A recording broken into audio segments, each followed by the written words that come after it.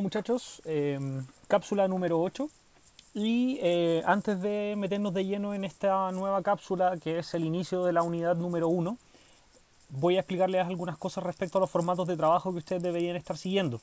Existen tres tipos de trabajos que pudiéramos realizar a través de estas cápsulas, que son las actividades del libro, que tienen que trabajar con el libro de CM, clase teórico-práctica, que es una clase donde yo les voy a explicar algún concepto y usted va a tener que tomar apuntes y realizar actividades en el cuaderno, y un trabajo con guía, donde yo le voy a presentar una guía, un documento y usted va a tener que desarrollarla directamente en la guía o en el cuaderno. Voy a explicarlas con detalle. Las actividades del libro se centran netamente en acciones que tienen que ver con páginas del libro de SM, pero independiente de que usted vaya a trabajar en el libro, tiene que anotar en su cuaderno la fecha, título, objetivo y las indicaciones de la actividad. Y luego de eso usted desarrolla en el libro lo que se desarrolla en el libro y lo que se tiene que desarrollar en el cuaderno lo hace en el cuaderno.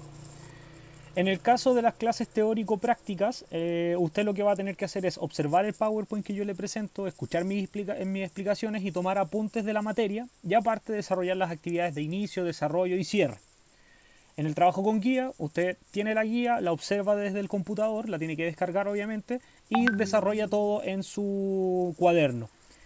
Todas estas tareas, estas tres tipos de tareas necesitan ser desarrolladas con letra clara, ordenadas y revisadas por un adulto.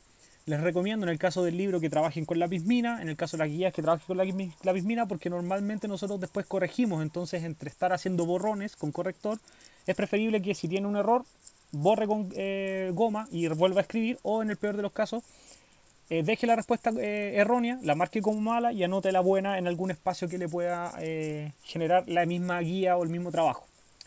Eso. ¿Por qué lo del cuaderno? Porque nosotros en algún momento vamos a volver a clases y el sistema del trabajo en clases del cuaderno va a seguir funcionando, por ende usted tiene que seguir trabajando en su cuaderno, dejando apuntes, etcétera. En el caso especial de que el cuaderno estuviera en el colegio porque me lo dejó, etcétera, use otro cuaderno como su nuevo cuaderno de lenguaje y después vemos cómo lo hacemos con el otro cuaderno, ¿ya? Hoy día, en esta nueva cápsula, que es la número 8, como les decía anteriormente, vamos a dar inicio a la unidad 1. Básicamente esta unidad se ha demorado un poco en iniciar porque le dimos más prioridad o le dimos más tiempo al trabajo de la creación de la crítica literaria. Y vamos a comenzar con esta unidad que es la 1, que se llama Verdades que son ficción, y el objetivo de hoy día es analizar una narración para enriquecer su comprensión. O sea, hoy día lo que usted va a tener que hacer es leer una pequeña narración, aplicar habilidades de comprensión lectora y desarrollar algunas actividades. Lo primero que les voy a solicitar es que miren con mucha atención esta imagen y piensen o digan en voz alta qué es lo que ustedes ven y que la tengan en mente la imagen porque es una de las primeras partes que tienen que hacer de la actividad de inicio. Les doy unos segundos para que le echen un vistazo bien a la imagen.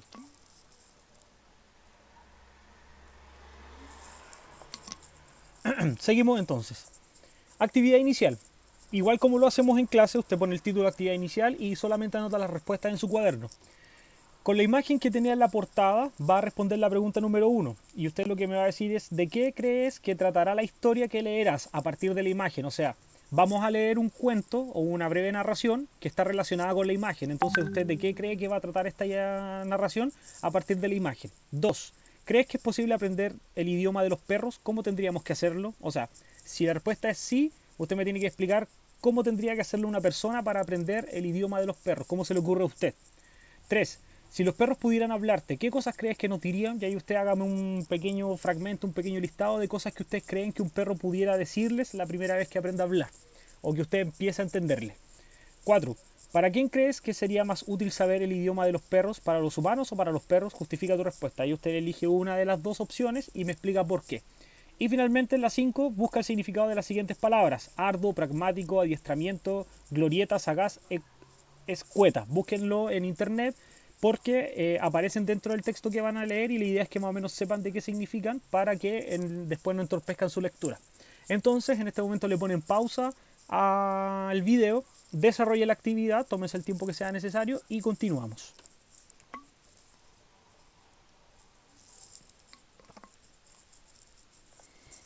Entonces, actividad. ¿Qué es lo que van a hacer? Van a leer con mucha atención el texto El hombre que aprendió a ladrar de Mario Benedetti y después van a volver a leer el texto en voz alta y le van a pedir a alguien que los escuche mientras lo hacen. ¿Cuál es la idea de esto? Que ustedes a medida que vayan practicando vayan mejorando su capacidad lectora desde los comentarios que alguien le pudiera hacer al escucharlo. Entonces, en el fondo, para iniciar la actividad usted tiene que leer 2 veces el texto, ¿ya? Primero lo lee usted en voz baja y luego lo lee en voz alta y le pide a alguien que lo ayude o que lo escuche mientras lo hace y que obviamente le vaya haciendo ciertas correcciones. Luego van a responder a las preguntas que se presentan en la página 16 y 17, que son después de la lectura, 1, 2 y 3, que son preguntas de alternativa. Después van a realizar las actividades 4, 5, 6, 7 y 8 de la página 17. Y si existe algún concepto que no conozcan, investíguenlo en internet. Y ahí después cuando les explique con detalle lo que tienen que hacer, hay unos elementos que van a tener que buscar. Escribe un relato siguiendo las indicaciones presentes en la página 17, actividad 9, y evalúa tu desempeño a lo largo de este trabajo completando la tabla de propuesta al final de la página 17. Entonces, ¿qué es lo que tienen que hacer? Vamos a revisar el libro ahora. Esta es la página 16 y esto es lo que tienen que hacer. Tienen que leer entonces este pequeño relato muy cortito de Mario Benedetti 2 veces. Una vez lo leen en voz baja y la siguiente lo lees en voz alta. Obviamente, ustedes ya van a saber cuáles son las palabras que yo les di el significado y no va a tener mayor problema en entenderlas, ¿ya? Luego de hacer las 2 lecturas, responden en el cuaderno estas preguntas de alternativa seleccionando la alternativa correcta, que son de la página 16, y posterior a esto se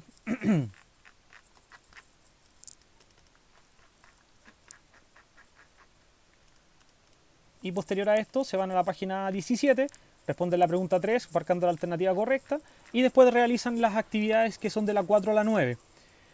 ¿Qué son cuáles actividades son?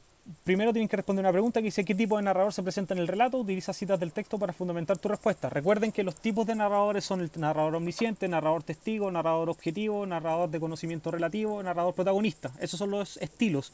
Si usted no se acuerda de alguno, lo invito a que investigue en internet sobre los tipos de narrador. 5. Completa un esquema con las acciones correspondientes a cada momento de la secuencia narrada en el relato. Entonces van a hacer un cuadradito, un esquema, donde van a poner cuáles son las acciones que están al inicio del relato, cuáles son las acciones del desarrollo del relato y cuáles son las acciones con las que se cierra el relato o se entrega el desenlace. 6. ¿Por qué Raimundo es un personaje evolutivo? Fundamenta, y entonces acá usted va a tener que investigar qué significa evolutivo o personaje evolutivo. Busca en internet personaje evolutivo, lee y después me va a decir Raimundo qué o por qué él se puede considerar un personaje evolutivo y entrega sus fundamentos. 7. ¿Qué sentido tiene la expresión amor casi franciscano?